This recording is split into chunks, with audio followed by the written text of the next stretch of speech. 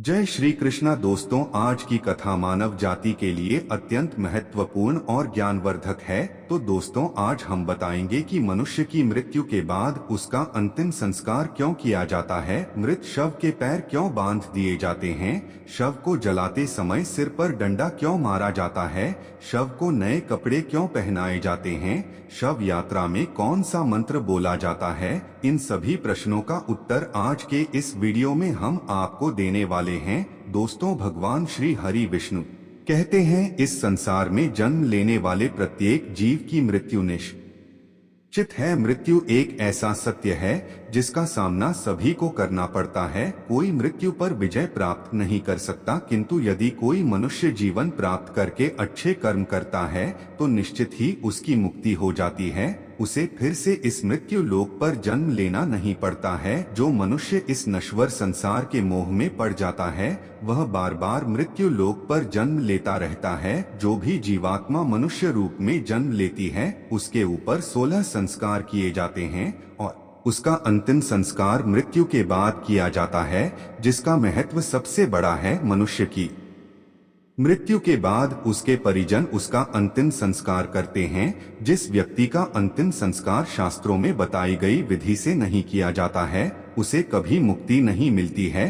वह प्रेतात्मा बनकर मृत्यु लोक पर भटकता रहता है। गरुड़ पुराण में मनुष्य की मृत्यु के बाद किए जाने वाले सभी कर्म कांडों के बारे में बताया गया है। यह ज्ञान अत्यंत रहस्यमय और महत्वपूर्ण है और इसे हर मनुष्य को अवश्य जानना चाहिए, क्योंकि यह न केवल आत्मा की मुक्ति का मार्ग प्रशस्त करता है बल्कि हमें यह भी सिखाता है कि अपने जीवन में क्या सही है और क्या गलत। यदि आप भी इस गुण ज्ञान को समझना चाहते हैं तो इसे ध्यान पूर्वक सुने और इसे दूसरों तक पहुंचाएं। इस ज्ञान को अपनाकर न केवल हम अपने जीवन को सही दिशा में ले जा सकते हैं बल्कि अपनी आत्मा की शांति और मुक्ति के मार्ग को भी सुनिश्चित कर सकते हैं। वीडियो को अंत तक देखें और चैनल को सब्सक्राइब जरूर करें। इस ज्ञान को अपने जीवन में धारण करें। एक समय जब नारद जी ने भगवान श्री हरि विष्णु से पूछा, हे प्रभु, कृपया यह बताइए कि जब मनुष्य की मृत्यु होती है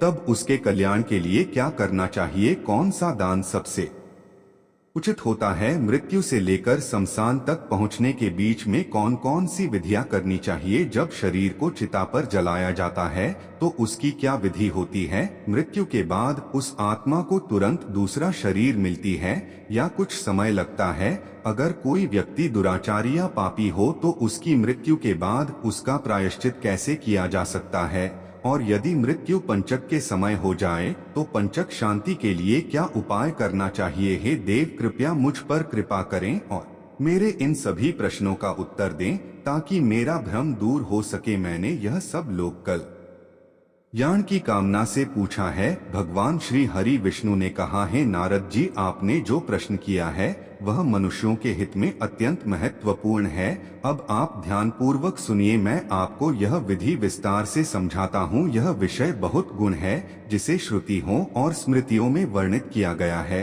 और जिसे इंद्रादेव योगी जन तथा गहरे चिंतन में डूबे विद्वान भी पूर्ण रूप से नहीं समझ सके हैं। यह अत्यंत रहस्यमय है और मैंने इसे आज तक किसी और से साझा नहीं किया है, परंतु आप मेरे प्रिय भक्त हैं इसलिए मैं इसे आपको बता रहा हूँ। इस संसार में पुत्र के बिना मनुष्य की गति नहीं होती। ऐसा व्यक्ति स्वर्ग का सुख भी प्राप्त नहीं कर सकता। इसीलिए हर व्यक्ति को शास्त्रानुसार यथा योग्य उपायों से संतान प्राप्त करने का प्रयास करना चाहिए। यदि मनुष्य मोक्ष प्राप्त करने में असमर्थ हो तो उसका पुत्र उसे नरक से मुक्त करता है। यही कारण है कि पुत्र और पौत्र का कर्तव्य है कि वे मृतक को कंधा दे और उसका यथा विधान अग्निदह करें। हे नारद जी, शव के नीचे पृथ्वी पर तिल और कुश बिछाने से वह स्थान उस पवित्र नारी के समान बन जाता है जो संतान उत्पन्न करने की क्षमता रखती है। मृतक के मुख में पंचरत्न अर्थात सुवर्ण, रजत, मोती, प्रवाल और वज्र डालना ऐसा है जैसे बीज बोने की प्रक्रिया, जिससे जीव को शुभ गति प्राप्त होने का आधार बनता है।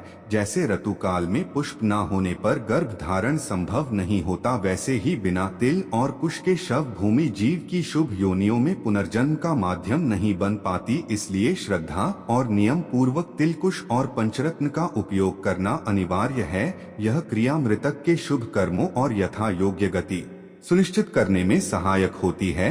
भगवान श्री हरि विष्णु ने नारद जी से कहा, जब किसी व्यक्ति के जीवन का अंतिम समय निकट हो तो उसकी मुक्ति के लिए आवश्यक विधियां पूर्ण श्रद्धा और विधि विधान से करनी चाहिए। सबसे पहले जिस भूमि पर मरणासन्न व्यक्ति को रखा जाएगा उसे गोबर से अच्छी तरह लीपना चाहिए। यह भूमि शुद्ध और पवित्र होनी चाहिए, क्योंकि बिना गोबर से शुद्ध की गई भूमि पर यदि किसी को लिटाया जाता है तो उस व्यक्ति के शरीर में यक्ष, पिशाच और राक्षस जैसे दुष्ट प्राणी प्रवेश कर सकते हैं। ऐसे में वह प्राणी अनंत कष्टों का सामना करता है। इसके बाद उस पवित्र भूमि पर तिल और कुश बिछाने चाहिए। यह तिल और कुश मृत व्यक्ति के लिए मार्गदर्शक की तरह काम करते हैं और उसे स्वर्ग की ओर ले जाते हैं। इस विधि से मृतक के समस्त पाप नष्ट हो जाते हैं और उसे पवित्र गति प्राप्त होती है। हे नारद जी, यदि किसी व्यक्ति को मरणासन्न अवस्था में बिना लीपी पुती भूमि पर लिटा दिया जाए तो उसकी आत्मा को शांति नहीं मिलती, वह वायु के साथ भटकती रहती है और ऐसी आत्मा के लिए श्राद्ध या जल दर्पण का कोई विधान नहीं है। इसीलिए मरणासन्न व्यक्ति को उस भूमि पर ही रखना चाहिए जहां मंडल बनाकर जल से पवित्रीकरण किया गया हो। इस मंडल में ब्रह्मा, विष्णु, रुद्र, लक्ष्मी और अग्नि जैसे देवता विराजमान होते हैं और उस स्थान को पवित्र बना देते हैं। हे भद्र, यदि मंडल विहीन और अपवित्र भूमि पर कोई व्यक्ति प्राण त्याग करता है, चाहे वह बालक हो, युवा हो या वृद्ध हो, उसकी आत्मा अन्य योनि प्राप्त नहीं करती। वह आत्मा किसी भी लोक में स्थिर नहीं हो पाती और अनंत काल तक भटकती रहती है। इसलिए मरणासन्न व्यक्ति की मुक्ति के लिए उचित विधि से मंडल का निर्माण करना आवश्यक है। यही शास्त्रों द्वारा निर्धारित मार्ग है और इस मार्ग का पालन करने से मृतक को मोक्ष की प्राप्ति होती है। भगवान श्री विष्णु ने नारद से कहा, है नारद, तिल मेरे पसीने से उत्पन्न हुए हैं और इसलिए वे अत्यंत पवित्र हैं। तिल का प्रयोग करने से असुर, दानव और दैत्य तुरंत भाग जाते हैं। तिल 3 प्रकार के होते हैं, श्वेत अर्थात सफेद, कृष्ण अर्थात काले और गोमूत्र के रंग के समान अर्थात हल्के भूरे। जब इनका उपयोग किया जाए तो मन में यह भावना करनी चाहिए कि ये तिल मेरे द्वारा किए गए सभी पापों को नष्ट करें। है वंते, तिल का दान अत्यंत पुण्यदय है। मात्र एक तिल का दान स्वर्ण के 32 शेर तिल के दान के बराबर फल देता है। तर्पण, दान और होम में तिल का उपयोग अक्षय पुण्य प्रदान करता है। इसी तरह कुछ मेरे शरीर के रोमों से उत्पन्न हुए हैं और तिल मेरे पसीने से, इसलिए देवताओं की तृप्ति के लिए कुश और पितरों की तृप्ति के लिए का उपयोग किया जाता है। देवताओं और पितरों की तृप्ति समस्त संसार की रक्षा और सुख समृद्धि का आधार है। हे नारद जी, श्राद्ध आदि कर्मों में अपसव्य होकर कर्म करने से पित संतुष्ट होते हैं। तिल और कुश का उपयोग सही विधि से करने पर ब्रह्मा, विष्णु और शिव देवता भी प्रसन्न होते हैं। कुश के मूल में ब्रह्मा, मध्य भाग में विष्णु और अग्र भाग में शिव विराजमान है। इस प्रकार कुश को देवताओं का प्रतीक मानकर उसका उपयोग किया जाता है। हे पक्षीराज, कुछ चीजें ऐसी हैं जो कभी बासी नहीं होती, जैसे ब्राह्मण मंत्र, कुश, अग्नि और तुलसी। इनका बार बार उपयोग पूजा और अन्य पवित्र कर्मों में किया जा सकता है। तुलसी, ब्राह्मण, गौ, विष्णु और एकादशी व्रत, यह 5 साधन संसार सागर में डूबते हुए लोगों को पार करने वाली नौका के समान है। हे खगेंद्र, इस संसार में विष्णु, एकादशी व्रत, भगवत गीता, तुलसी, ब्राह्मण और गौ, यह 6 साधन मुक्ति प्रदान करने वाले हैं। इन्हें षटपदी कहा गया है। यह साधन जीवन को पवित्र और मोक्ष प्राप्ति के योग्य बनाते हैं।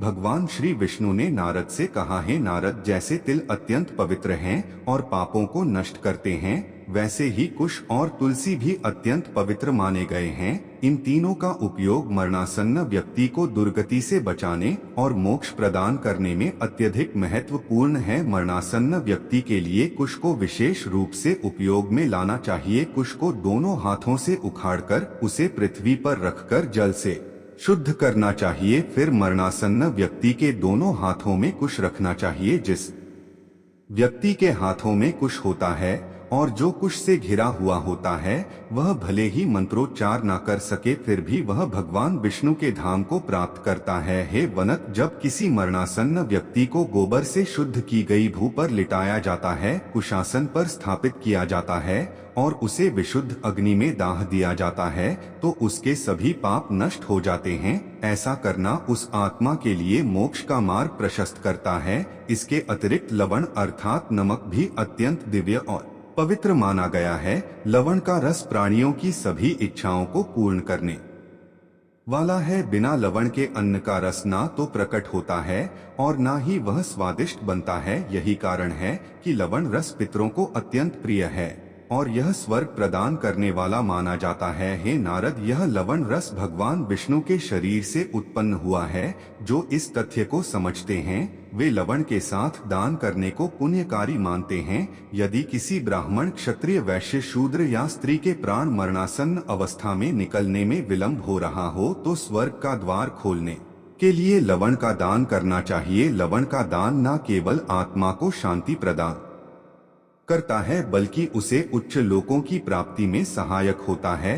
भगवान श्री विष्णु ने नारद से कहा, हे पक्षी इंद्र, अब मैं तुम्हें मृत्यु का स्वरूप विस्तार से बताता हूँ। मृत्यु ही काल है और जब उसका समय आ जाता है तो जीवात्मा का शरीर और प्राणों से वियोग हो जाता है। यह अटल सत्य है कि मृत्यु अपने समय पर ही आती है। मृत्यु के कष्ट इतने गहरे होते हैं कि उस समय प्राणी अपने सभी कर्मों और स्मृतियों को भूल जाता है। हे नारद, जिस प्रकार वायु बादलों को अपनी गति से खींचता और इधर उधर ले जाता है, उसी प्रकार यह संसार काल के अधीन है। सात्विक, राजस और तामस गुण सभी काल के वशीभूत हैं और प्राणियों के जीवन पर अपने अपने प्रभाव डालते हैं। सूर्य, चंद्रमा, वायु, अग्नि, आकाश, पृथ्वी, सागर, औषधियां, नदी और सभी प्राकृतिक तत्व भी काल के अनुसार उत्पन्न होते, बढ़ते, घटते और अंत में समाप्त हो जाते हैं। जब मृत्यु का समय आता है तो उससे पहले देव योग से कोई रोग उत्पन्न होता है। रोग के कारण शरीर कमजोर हो जाता है, इंद्रियां काम करना बंद कर देती हैं और व्यक्ति का बल, ओज और वेग समाप्त हो जाता है। मृत्यु के समय जो पीड़ा होती है वह करोड़ों बिच्छू के एक साथ काटने जैसी होती है। यह पीड़ा इतनी तीव्र होती है कि व्यक्ति हाहाकार करता है लेकिन उसे कोई राहत नहीं मिलती। उस समय यमदूत प्रकट होते हैं और बलपूर्वक प्राणों को खींचने लगते हैं। प्राण कंठ में अटक जाते हैं और व्यक्ति का चेहरा विकृत हो जाता है, उसकी आंखें स्थिर हो जाती हैं, मुंह से फेन और लार निकलने लगती है। उसके बाद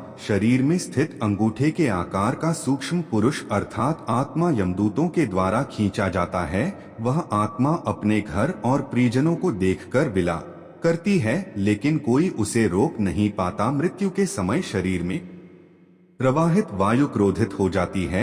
यह वायु इतनी तीव्र होती है कि शरीर के भीतर अग्नि तत्व भी प्रज्वलित हो उठता है। यह अग्नि बिना ईंधन के जलती है और शरीर के मर्म स्थानों को भेजती है जिससे प्राणी को असहनीय कष्ट होता है। परंतु जो लोग भक्ति में लीन रहते हैं और भोग विलास से दूर रहते हैं उनके लिए यह प्रक्रिया सहज होती है। जो सत्य बोलते हैं, किसी का विश्वास नहीं तोड़ते, धर्म के मार्ग पर चलते हैं और सच्चे श्रद्धावान होते हैं, उन्हें सुखपूर्वक मृत्यु प्राप्त होती है। इसके के विपरीत जो लोग झूठ बोलते हैं, विश्वासघात करते हैं और वेदों की निंदा करते हैं, उनकी मृत्यु अत्यंत कष्टदायक होती है। उन्हें लेने के लिए भयावह यमदूत आते हैं जो लाठी और मुदगर लिए होते हैं और दुर्गंध से भरे होते हैं। यमदूतों को देखकर प्राणी भय से कांपने लगता है। वह अपने माता पिता, पुत्र और परिजनों को पुकारता है लेकिन कोई उसकी सहायता नहीं कर पाता। उसके कंठ से स्पष्ट शब्द नहीं निकलते, उसकी आंखें डर के मारे इधर उधर घूमती हैं और उसकी सांस तेज हो जाती है। अंत में अत्यधिक वेदना सहते हुए वह अपने शरीर का परित्याग कर देता है। मृत्यु के तुरंत बाद वह शरीर दूसरों के लिए अस्पृश्य और घृणित हो जाता है। जो शरीर कभी प्रियजनों के स्नेह का केंद्र था वह अब त्यागने योग्य समझा जाता है। यह संसार की सच्चाई है कि शरीर नश्वर है और आत्मा काल के अधीन है। हे नारद, यही मृत्यु का स्वरूप है। इसे समझ जो व्यक्ति धर्म के मार्ग पर चलता है वह इस असार संसार में भी मोक्ष का अधिकारी बनता है। भगवान श्री विष्णु ने नारद से कहा, हे खगेश, अब मैं मृत्यु और दाह के बीच किए जाने वाले कर्तव्यों का वर्णन करता हूँ। इन विधियों का पालन करना प्रत्येक व्यक्ति के लिए अत्यंत आवश्यक है, क्योंकि यह मृत आत्मा के कल्याण के लिए होती है। हे खगेश, जब किसी व्यक्ति की मृत्यु हो जाती है तो उसके पुत्र और परिवार के अन्य सदस्यों का यह कर्तव्य है कि वे सभी विधि विधान का पालन करें ताकि मृत आत्मा को शांति और मोक्ष प्राप्त हो। मृत्यु और दाह के बीच कई आवश्यक कर्तव्य हैं जिनका पालन करना प्रत्येक परिवार के लिए अनिवार्य है। सबसे पहले मृत व्यक्ति को शुद्ध जल से स्नान कराना चाहिए। इस प्रक्रिया से शरीर को पवित्र किया जाता है। इसके बाद शव को नवीन वस्त्र पहनाया जाता है और उसके शरीर पर चंदन, कपूर और अन्य सुगंधित पदार्थों का लेप किया जाता है। यह सुगंधित अनुले न केवल पवित्रता का प्रतीक है बल्कि यह मृत आत्मा को शुभ गति प्रदान करने का माध्यम भी है। मृत्यु स्थल पर ही एक उद्दिष्ट श्राद्ध किया जाता है। यह श्राद्ध विशेष रूप से उस मृत व्यक्ति के लिए किया जाता है और इसमें कुछ विशिष्ट नियमों का पालन करना आवश्यक है। इस श्राद्ध में आसन देना और जल से शुद्धिकरण करना अनिवार्य है, लेकिन आवाहन अर्थात देवताओं को बुलाने की प्रक्रिया, अर्चन अर्थात पूजा पात्रा लंबन अर्थात भोजन का अर्पण और अवगाहन अर्थात जल स्नान जैसी क्रियाओं को नहीं करना चाहिए। इस श्राद्ध के अंतर्गत पिंड दान भी किया जाता है। पिंड दान मृत आत्मा के लिए अत्यंत महत्वपूर्ण है क्योंकि यह उनकी आगे की यात्रा के लिए आवश्यक ऊर्जा प्रदान करता है। पिंड दान के साथ अन्नदान का संकल्प भी लिया जा सकता है जो मृत आत्मा के कल्याण के लिए किया जाता है। दाह संस्कार के मार्ग में और दह स्थान पर पिंड दान विशेष स्थानों पर किया जाता है।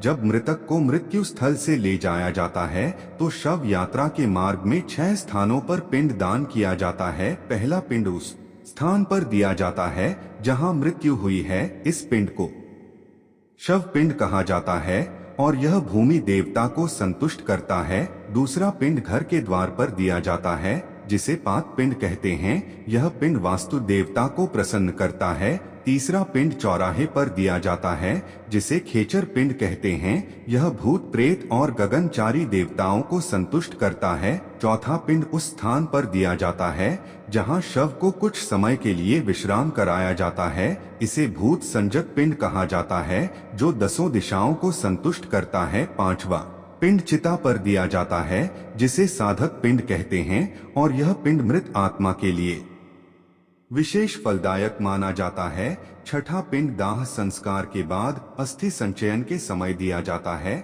जिसे प्रेत संजक पिंड कहा जाता है।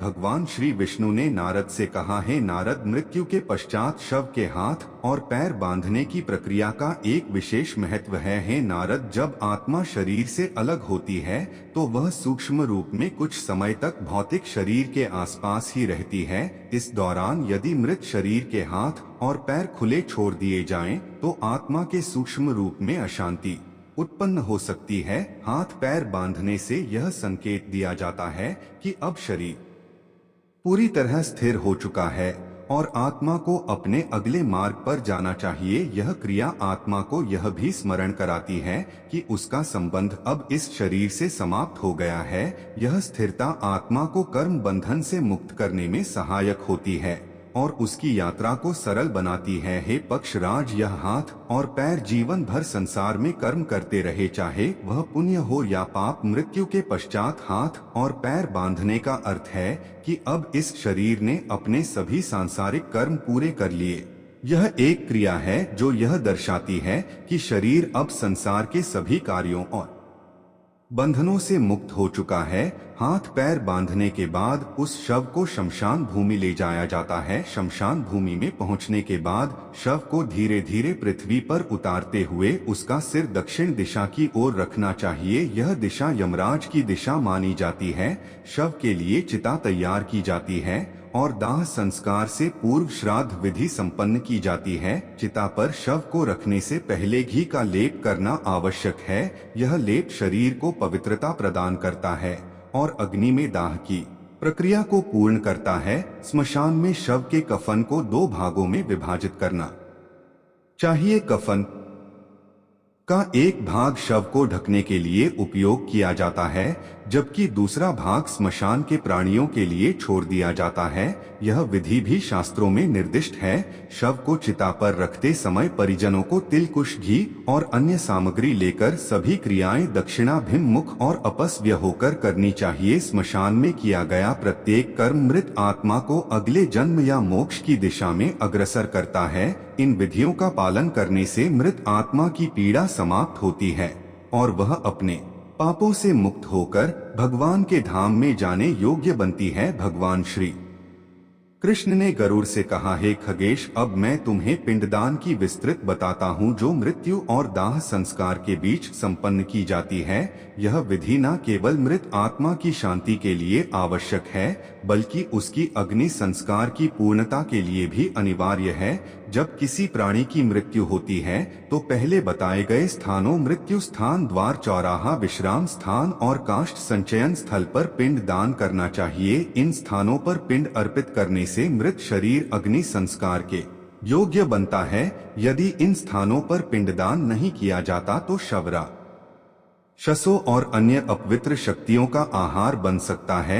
इसलिए इस विधि का पालन करना अत्यंत महत्वपूर्ण है। पहले शुद्ध और स्वच्छ भूमि पर वेदी का निर्माण करना चाहिए। इस वेदी को गोबर और जल से शुद्ध किया जाता है और फिर इसे पुष्प और अक्षत से सजाया जाता है। इसके बाद वेदी पर अग्नि स्थापित की जाती है। इस अग्नि को क्रव्यद देव के नाम से संबोधित किया जाता है। क्रव्यद अग्नि उन सभी भौतिक तत्वों को शुद्ध करती है जो शरीर से जुड़े होते हैं। अग्नि स्थापित करने के बाद उसकी विधिवत पूजा करनी चाहिए। पूजा में पुष्प, अक्षत और तिल का उपयोग किया जाता है और अग्नि देवता को प्रसन्न करने के लिए मंत्रोच्चार किया जाता है। जब अग्नि स्थापित हो जाती है और उसकी पूजा पूर्ण होती है तो शव को चिता पर रखा जाता है। चिता पर शव रखने से पहले उसके शरीर पर तिल और घी का लेप करना आवश्यक है। इसके बाद शव को चिता की अग्नि में जलाने की प्रक्रिया आरंभ होती है।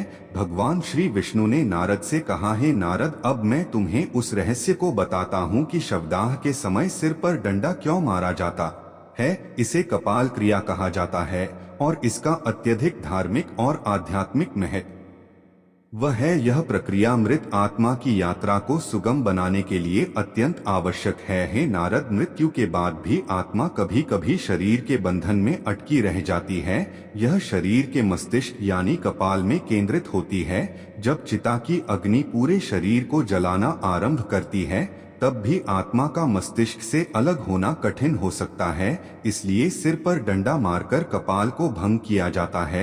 यह क्रिया आत्मा को उसके भौतिक शरीर के बंधन से पूर्णतः मुक्त करती है और उसे अपने अगले मार्ग की ओर प्रस्थान करने में सहायता करती है। हे नारद, यह शरीर पृथ्वी, जल, अग्नि, वायु और आकाश इन पंच तत्वों से बना है। दाह संस्कार का उद्देश्य इन पंच तत्वों में शरीर को पुनः विलीन करना है। लेकिन यदि कपाल अखंड रहता है तो शरीर का पूर्ण विलय संभव नहीं हो पाता। कपाल को तोड़ने से यह सुनिश्चित होता है कि शरीर के सभी तत्व सही तरीके से अग्नि में परिवर्तित होकर पंच तत्वों में समाहित हो जाए। हे खगेश, यह समझ लो कि आत्मा अमर और अजर है, लेकिन शर नश्वर है। जब तक कपाल क्रिया नहीं होती तब तक आत्मा को अपने शरीर से पूर्णतः अलग होने में कठिनाई हो सकती है। यह प्रक्रिया यह सुनिश्चित करती है कि आत्मा अपने कर्मों के अनुसार स्वर्ग, पितृलोक, यमलोक या मोक्ष की ओर यात्रा कर सके। हैं नारद, कपाल क्रिया आत्मा को उस अंतिम बंधन से मुक्त करती है जो उसे इस संसार से जोड़ता है। यह एक शुभ कर्म है जिसे शवदाह संस्कार का हिस्सा बनाकर आत्मा को शुभ गति प्रदान की जाती है। जो लोग इस क्रिया को पूर्ण विधि से करते हैं वे मृत आत्मा को अपने कर्तव्यों के अनुसार विदा करने में सफल होते हैं। इस प्रकार हे गरुड़, कपाल क्रिया का उद्देश्य न केवल शरीर का पूर्ण दाह करना है बल्कि आत्मा को संसार के बंधनों से मुक्त कर उसकी यात्रा को सहज और पवित्र बनाना है, इसे धर्म और शास्त्रों में आवश्यक बताया गया है। हे कश पुत्र गरुड़, जब शव का आधा भाग अग्नि में जल जाए तो क्रिया करने वाले व्यक्ति को विशेष मंत्र का उच्चारण करना चाहिए। अमाव मध जातो सत्वदीय से उत्पन्न हुए हैं, अब यह आत्मा आपके माध्यम से पुनः उत्पन्न हो। यह अमुक नाम वाला व्यक्ति स्वर्ग लोक को प्राप्त करे। मंत्रोच्चार के बाद तिल और घृत से मिश्रित आहुति चिता पर चढ़ाई जाती है। यह आहुति मृत आत्मा को स्वर्गलोक में प्रवेश के लिए ऊर्जा और पवित्रता प्रदान करती है। अग्नि संस्कार के दौरान परिजनों को मृतक के लिए शोक व्यक्त करना चाहिए। यह शोक भाव बेहद होकर और मृतक के प्रति प्रेम और सम्मान व्यक्त करते हुए किया जाता है। इस शोक से मृत आत्मा को अत्यधिक सुख मिलता है, क्योंकि उसे अपने प्रियजनों का स्नेह और सम्मान प्राप्त होता है। इस पूरी विधि का उद्देश्य मृत आत्मा को पवित्रता और शांति प्रदान करना है। यह सुनिश्चित करता है कि आत्मा सही दिशा में यात्रा करे और उसे अगले जीवन में शुभ गति प्राप्त हो। यह प्रक्रिया शास्त्रों में वर्णित है और मृत्यु के बाद आत्मा की मुक्ति के लिए आवश्यक मानी जाती है। भगवान श्री विष्णु ने नारद से कहा, जब दाह संस्कार संपन्न हो जाए तो उसके बाद अस्थि संचयन अर्थात अस्थियों को एकत्र करना की प्रक्रिया करनी चाहिए। यह क्रिया मृत आत्मा को शांति प्रदान करने के लिए आवश्यक है। इसके साथ ही प्रेत पिंड का दान भी करना चाहिए ताकि दाह की पीड़ा शांत हो सके और आत्मा को शांति प्राप्त हो। दाह संस्कार के बाद जो भी परिजन चिता स्थल पर उपस्थित हो उन्हें चिता की प्रदक्षिणा करनी चाहिए। यह प्रदक्षिणा चिता के चारों ओर घड़ी की सुई की दिशा में घूमते हुए की जाती है और जिससे आत्मा को शांति प्रदान होती है और आत्मा को मोक्ष की प्राप्ति होती है। भगवान विष्णु नारद जी से कहते हैं, हे नारद जी, आपको आपके सभी प्रश्नों के उत्तर मिल गए होंगे। तब नारद जी कहते हैं, हे प्रभु, आपसे इस उत्तरों को जानकर मेरा मन संतुष्ट हो गया है। तो दोस्तों, आप सभी को अंतिम यात्रा के सभी प्रश्नों के उत्तर मिल गए होंगे। तो मित्रों, इस कथा से आपको बहुत कुछ सीखने को मिला होगा। तो मित्रों, इस वीडियो को लाइक अवश्य करें और कमेंट में जय श्री कृष्णा जरूर लिखें और चैनल को सब्सक्राइब जरूर करें। तो दोस्तों, मिलते हैं किसी अन्य कथा के साथ, तब तक के लिए धन्यवाद।